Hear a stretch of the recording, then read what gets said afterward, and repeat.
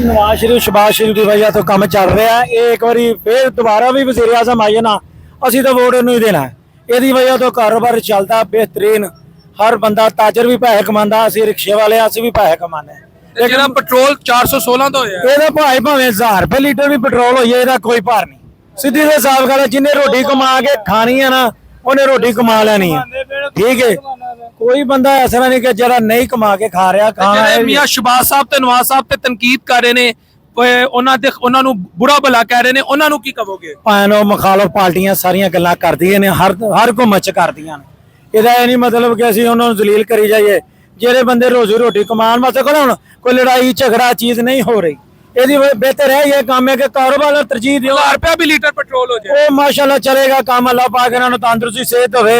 ਇਹਨਾਂ ਨੇ ਬਹੁਤ ਅੱਛਾ ਕੰਮ ਕਰਦੇ ਪਏ ਨੇ, ਲੇਕਿਨ ਨਹੀਂ ਇਹ ਕੰਮ ਸਹੀ ਕਰਦੇ ਪਏ। ਅਗਰ ਖੁਦਾ ਨਾ ਖਾਸਤਾ ਐਡੀ ਜਲਦੀ ਨਹੀਂ ਹੋ ਸਕਦਾ। ਭਾਵੇਂ ਰਾਮ ਰਾਮ ਨਾਲ ਹੁਕਮਦਾਨ ਗਏ ਤੇ ਜਿਹੜਾ ਮਰਜ਼ੀ ਕੋਈ ਆ ਜਾਏ ਨਾ ਲੀਡਰ, ਪੈਟਰੋਲ ਦਾ ਰੇਟ ਘਟਣਾ ਹੀ ਨਹੀਂ। ਹਮੇਸ਼ਾ ਹੁਣ ਜ਼ਿੰਦਗੀ ਉੱਤੇ ਨੂੰ ਜਾ ਰਹੀ, ਥੱਲੇ ਵਾਲਾ ਉੱਤਰ ਜਾਣਾ। ਅਸੀਂ ਕਾਮਯਾਬ ਹੋ ਰਹੇ ਹਾਂ। ਅੱਲਾਹ ਪਾਕ ਸਾਡੇ ਨਾਲ ਹੈ। ਨੇਕ ਨੀਤੀ ਨਾਲ ਕੋਈ ਵੀ ਬੰਦਾ ਕੰਮ ਕਰੇਗਾ ਨਾ ਕਾਮਯਾਬ ਹੋਏਗਾ। ਜੇ ਕੋਈ ਬੇਈਮਾਨੀ ਕਰੇਗਾ, ਕਿਸੇ ਨੂੰ ਗਾਲ ਕੱਢੇਗਾ, ਮੰਦਾ ਬੋਲੇਗਾ, ਉਹ ਆਪਣੇ ਵਾਸਤੇ ਬੇੜਾ ਗਰਕ ਕਰੇ। ਯਾਨੀ ਜਿਹੜਾ ਸ਼ਹਬਾਜ਼ ਸਾਹਿਬ ਤੇ ਤਨਕੀਦ ਕਰਦਾ ਤੁਹਾਡੀ ਨਜ਼ਰ ਚੋਂ ਬੇਈਮਾਨ ਹੈ, ਉਹ ਗਲਤ ਬੰਦਾ ਹੈ। ਉਹਨੂੰ ਆਪ ਨਹੀਂ ਪਤਾ ਕਿ ਤੂੰ ਪੈਸੇ ਕਿੱਥੋਂ ਲਿਆਂਦੇ ਨੇ।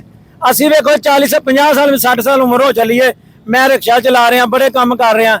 ਮੈਂ ਉਹਨੂੰ ਨਹੀਂ ਕਹਿੰਦਾ ਵੇਗਾ ਯਾਰ ਉਹ ਆਪਣੇ ਹਿਸਾਬ ਨਾਲ ਅਸੀਂ ਆਪਣਾ ਘਰ ਨਹੀਂ ਸਹੀ ਚਲਾ ਸਕਦੇ। ਉਹ ਐਡੀ ਘੁੰਮ ਚਲਾ ਰਹੇ ਨੇ ਪੂਰੇ ਪਾਕਿਸਤਾਨ 'ਚ, ਦੁਨੀਆ ਦੇ ਉੱਤੇ। ਯਾਰ ਇਹ ਵੀ ਤਾਂ ਵੇਖੋ ਨਾ ਤੁਸੀਂ, ਉਹ ਵੀ ਸਾਰਾ ਨਿਜ਼ਾਮ ਚਲਾਉਂਦਾ ਅੱਲਾਹ ਪਾਕ ਪਿਆ ਨਿਜ਼ਾਮ। ਲੇਕਿਨ ਅੱਲਾਹ ਨੇ ਜਿਹੋ ਜਿਹੇ ਬੰਦੇ ਉਹੋ ਜਿਹਾ ਨਿਜ਼ਾਮ ਥੱਲੇ ਚੱਲਦਾ ਪਿਆ। ਠੀਕ ਹੈ, ਯਾਨੀ ਤੁਸੀਂ ਸਮਝਦੇ ਹੋ ਇਸ ਵੇਲੇ ਸਾਨੂੰ ਸ਼ਹਬਾਜ਼ ਸ਼ਰੀਫ ਦੇ ਨਾਲ ਖਲੋਣਾ। ਵੈਰੀ ਗੁੱਡ ਜੀ, ਵੈਰੀ ਗੁੱਡ। ਮੈਰੀਮ ਨਵਾਜ਼ ਵੀ ਵੈਰੀ ਗੁੱਡ ਤੇ ਸ਼ਹਬਾਜ਼ ਸ਼ਰੀਫ ਵੀ ਵੈਰੀ ਗੁੱਡ, ਬਿਹਤਰੀਨ। ਇਹਨਾਂ ਦੇ ਨਾਲ ਦਾ ਲੀਡਰ ਕੋਈ ਨਹੀਂ ਆਣਾ ਨਾ ਪੂਰੇ ਪਾਕਿਸਤਾਨ 'ਚ। ਇਹਨਾਂ ਤੋਂ ਬਾਅਦ ਪੂਰੇ ਪਾਕਿਸਤਾਨ 'ਚ ਕਿਸੇ ਨੇ ਕੰਮ ਨਹੀਂ ਜੇ ਕਰਾਉਣਾ। ਅੱਲਾ ਨਾ ਕਰੇ ਚੱਲ ਕੇ ਅਸੀਂ ਰੁਲ ਜਾਵਾਂਗੇ, ਤੁਹਾਡਾ ਮਤਲਬ ਹੈ? ਨਹੀਂ ਰੋਲਣਾ ਨਹੀਂ, ਰੋਲਣ ਵਾਲਾ ਦੇ ਅੱਲਾਹ ਤੁਸੀਂ ਕਹਿਣਾ ਤੋਂ ਬਾਅਦ ਕੋਈ ਕੰਮ ਨਹੀਂ ਕਰਾਏਗਾ ਤਾਂ ਫਿਰ ਰੁਲ ਜਾਵਾਂਗੇ। ਉਹ ਪਤਾ ਕੀ ਸਾਰੇ ਨੇ ਨਾ ਆਪਣਾ ਜ਼ੇ ਨਾ ਖਾਣਾ ਹੈ, ਆਪਣੇ ਤਰੀਕੇ ਨਾਲ ਖਾਣਾ ਉਹਨਾਂ ਨੇ। ਲੇਕਿਨ ਇਹ ਜੇ ਖਾਂਦੇ ਵੀ ਪਏ ਨੇ ਨਾ ਕੋਈ ਲਾ ਵੀ ਰਹੇ ਨੇ। ਯਾਨੀ ਅਗਰ ਥੋੜਾ ਜਿਹਾ ਰੱਖ ਲੈਂਦੇ ਨੇ ਵਿੱਚ ਆਪਣਾ ਕਮਿਸ਼ਨ, ਭਾਵੇਂ ਵੇਖੋ ਨਾ ਮੈਨੂੰ ਕੋਈ ਪੈਸੇ ਬਚਣਗੇ ਤੇ ਮੈਂ ਗੁਜਰਾਂ ਲੈ ਜਾਵਾਂਗਾ, ਸਿਆਲਕੋਟ ਜਾਵਾਂਗਾ। ਕੋਈ ਮੈਨੂੰ ਲਾਲਚ ਨਾ ਪੈਸੇ ਹੁੰਦੀ ਤੇ ਨਹੀਂ ਨਾ ਸਾਰੇ ਮੈਨੂੰ ਹੀ ਬਣਾ ਦਿਓ। ਦੁਕਾਨਦਾਰ ਨੂੰ ਤੇ ਨਹੀਂ ਨਾ ਕਹਿਣਾ। ਉਹ ਕੁਛ ਵਿੱਚੋਂ ਕਮਾਵਾਂਗੇ ਤੇ ਮੈਂ ਘਰ ਵੀ ਖੜਾਂਗਾ, ਮਕਾਨ ਮੇਰਾ ਕਿਰਾਏ ਦਾ, ਮੈਂ ਆਪ ਰਕਸ਼ਾ ਵੀ ਮੇਰਾ, ਇਹ ਵੀ ਕਿਸ਼ਤਾਂ ਤੇ ਲੈ ਕੇ ਆਪਣਾ ਕੀਤਾ 4 ਸਾਲਾਂ ਦੇ ਵਿੱਚ ਮਿਹਨਤ ਕਰਕੇ। ਨਹੀਂ ਤੁਸੀਂ ਮੈਨੂੰ ਇਹ ਦੱਸੋ, ਅਗਰ ਇਹ ਖਾਂਦੇ ਨੇ ਤੇ ਲਾਂਦੇ ਵੀ ਨੇ? ਭਾਵੇਂ ਲਾਂਦੇ ਤੇ ਆ, ਸਾਨੂੰ ਸਾਰਿਆਂ ਨੂੰ ਪਤਾ। ਇਹ ਆਪਣੇ ਵਾਸਤੇ ਥੋੜੀ ਲਾਉਂਦੇ ਨੇ, ਸਾਡੇ ਮੁਲਕ ਦੀ ਖੂਬਸੂਰਤੀ ਨਿਕਲਦੀ ਵੀ ਹੈ। ਸਾਡੀ ਗੰਦਗੀ ਯਾਦ ਕੀ ਵੱਡੀ ਤੇ ਤੁਸੀਂ ਦੇਖਣਾ ਤੁਹਾਨੂੰ ਕੋਈ ਇੱਥੇ ਚੀਜ਼ ਨਹੀਂ ਨਜ਼ਰ ਆਏਗੀ। ਮਾਸ਼ਾਅੱਲਾ ਐਡਾ ਸੋਹਣਾ ਕੰਮ। ਇੱਕ ਗੱਲ ਦੱਸੋ, ਮਸਲਨ ਤੁਹਾਨੂੰ ਇਹੋ ਜਿਹਾ ਲੀਡਰ ਬੁਰਾ ਨਹੀਂ ਲੱਗਦਾ ਅਗਰ 100 ਰੁਪਏ ਵਿੱਚੋਂ ਉਹ 30 ਰੁਪਏ ਖਾ ਲੇ ਤੇ 70 ਰੁਪਏ ਲਾ ਦੇ? ਕੋਈ ਬੁਰੀ ਗੱਲ ਨਹੀਂ, ਭਾਵੇਂ ਕੋਈ ਟੈਨਸ਼ਨ ਨਹੀਂ। ਇਹ ਤੁਸੀਂ ਵੀ ਇੰਜ ਕਰ ਲਓ, ਤੁਹਾਨੂੰ ਵੀ ਕੋਈ ਨਹੀਂ ਪੁੱਛਣਾ। ਮੈਂ ਪਾਗਲ ਹਾਂ? ਨਹੀਂ ਮਰਨਾ ਨਹੀਂ, ਨਹੀਂ ਮਰਨ ਵਾਲੀ ਗੱਲ ਨਹੀਂ। ਮੈਂ ਮਰਨਾ ਨਹੀਂ ਭਾਈ ਸਾਰਿਆਂ ਨੇ ਮਰਨਾ ਹੈ, ਲੇਕਿਨ ਆਪਣੀ ਹਿੰਮਤ ਦੇ ਸਿਰ ਤੇ ਜਾਣਾ। ਜਿੰਨੇ ਵੀ ਤੁਹਾਡੀ ਜੇਬ 'ਚ ਕਿੰਨੇ ਪੈਸੇ ਨਾ, ਜੋ ਵੀ ਪੈਸੇ ਹੋਣ। 10 ਰੁਪਏ ਹੈਗੇ ਨੇ, ਕੱਢੋ ਜ਼ਰਾ। ਦੱਸੋ ਕੱਢੋ ਤੇ ਸਹੀ। ਮੈਂ ਤੁਹਾਨੂੰ ਇੱਕ ਅੱਜ ਹਿਸਾਬ ਤੇ ਇੱਕ ਚੀਜ਼ ਵਿਖਾਣੀ, ਕੱਢੋ ਜ਼ਰਾ। ਮੇਰੇ ਕੋਲ ਨਹੀਂ ਹੈਗੇ 10 ਟੁੱਟੇ।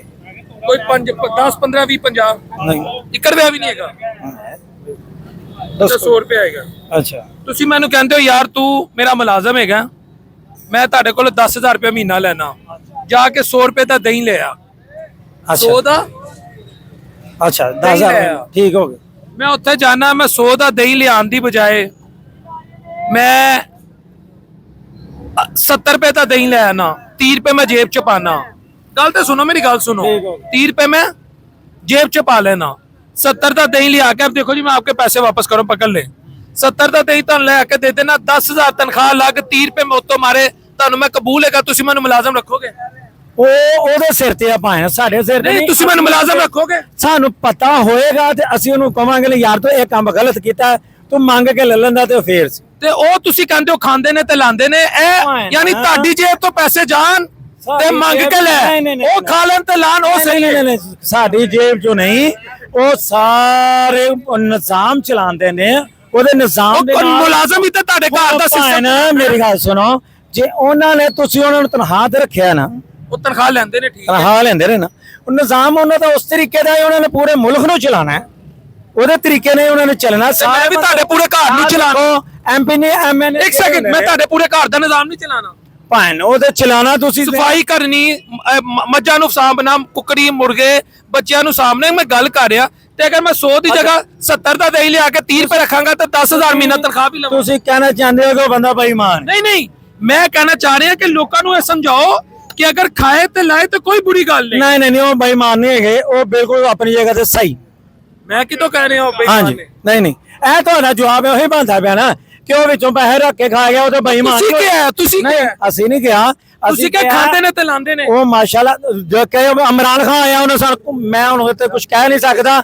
ਐ ਉਹਦੀ ਵਜ੍ਹਾ ਤੋਂ ਮੈਂ ਰਿਕਸ਼ੇ ਤੇ ਆ ਗਿਆ, ਇਮਰਾਨ ਖਾਨ ਦੀ ਵਜ੍ਹਾ ਤੋਂ। ਚਲੋ ਬਸ ਠੀਕ ਹੈ। 60 ਲੱਖ ਵੀਅਰਸ ਬਾਤ ਇਹ ਹੈ, ਇਮਰਾਨ ਖਾਨ ਤੁਹਾਡਾ 60 ਹਾਂਜੀ 60 ਲੱਖ ਤੁਹਾਡਾ ਲੈ ਕੇ ਨਸ ਗਿਆ। 60 ਲੱਖ ਰੁਪਇਆ ਇਮਰਾਨ ਖਾਨ ਦਾ ਬੰਦਾ ਜਿਹੜਾ ਨਾ ਭਾਈਵਾਲ ਮੇਰਾ ਸੀ, ਮੈਂ ਦੁਕਾਨਦਾਰੀ 'ਚ ਭਾਈਵਾਲ ਹੀ ਪਾਈ ਸੀ, ਉਹ ਲੈ ਕੇ ਨਸ ਉਹ ਗਿਆ। ਪੈਸੇ ਲੈ ਕੇ ਨਾ ਇਹ इमरान खान तो पर्चा कटा ਇਹ ਹੁਣ ਕਟਾਣਾ ਹੀ ਪੈਣਾ ਇਹਦੇ ਤੇ। ये शऊर का लेवल है और अच्छी बात है। आगे चलते हैं, मामी राय लेते हैं।